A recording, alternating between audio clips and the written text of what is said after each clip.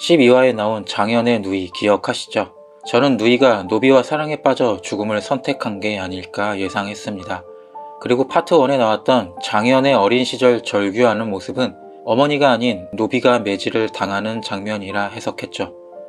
그리고 그로 인해 집안을 뛰쳐나와 아비인 장철의 성을 버리고 이씨 성을 산 것으로 추측하고 있습니다.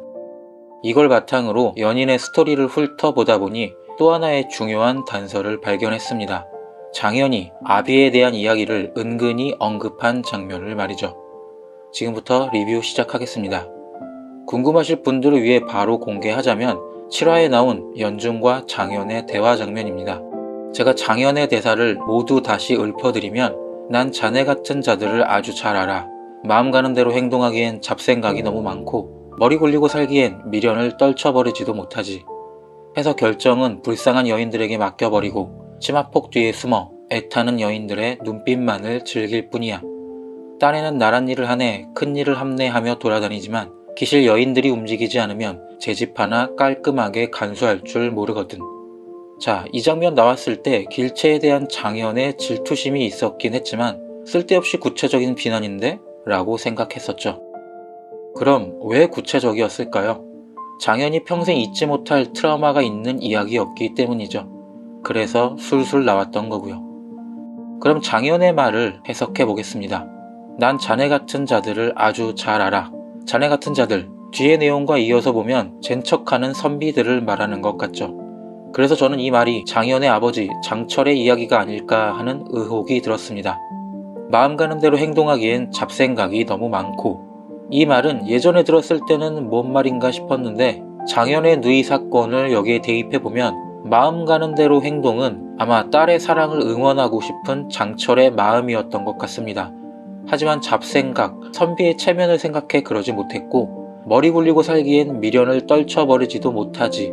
이 말은 머리를 굴려 사대부의 체면을 살리려는 행동이었겠죠. 해서 결정은 불쌍한 여인들에게 맡겨버리고 치마폭 뒤에 숨어 여기서 중요한 건 결정을 여인에게 맡겼다는 거죠. 즉 장철은 자신이 해야 될 잔인한 선택을 불쌍한 여인들에게 미뤘다는 이야기로 해석됩니다. 장철의 어머니, 아내, 그리고 장현의 누이 동생까지 선택을 넘겨버린 거죠. 자신은 노비와 딸을 죽게 해놓고 그건 자신의 선택이 아니었다고 스스로 핑계를 댔다는 거겠죠. 딴에는 나란 일을 하네 큰 일을 합내하며 돌아다니지만 이 문장으로 이 말이 장현의 아버지 장철이었다는 걸 확신하게 됐습니다. 장철이 누굽니까? 현임금인 인조를 견제할 정도로 유명한 선비였죠. 7화에 나온 장현의 대사를 해석하고 장철의 인물 설명을 다시 보면 다시 한번 수긍이 갑니다. 외면했던 자신의 과거, 딸의 죽음이 모두 자신의 잘못이라는 걸 외면했던 과거를 말하죠. 이 해석은 소현세자에게 말하는 장현의 대사로 한 번 더 확신하게 됐습니다. 자식이 아비를 지키는 법은 없습니다. 지키는 건 아비의 몫입니다. 장철은 누이를 지켜야 했죠. 그것이 아비의 몫이었습니다. 하지만 그러지 않았고 그것이 장현의 트라우마가 되어버렸죠.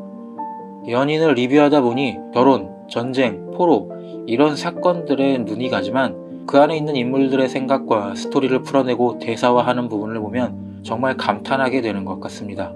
리뷰하려고 다시 봐도 정말 소름 돋네요. 하지만 제 예상이 틀린다면 다른 의미로 또 소름 돋을 것 같습니다. 오늘 이야기는 여기까지입니다. 저는 더 재밌는 이야기로 돌아오겠습니다. 감사합니다.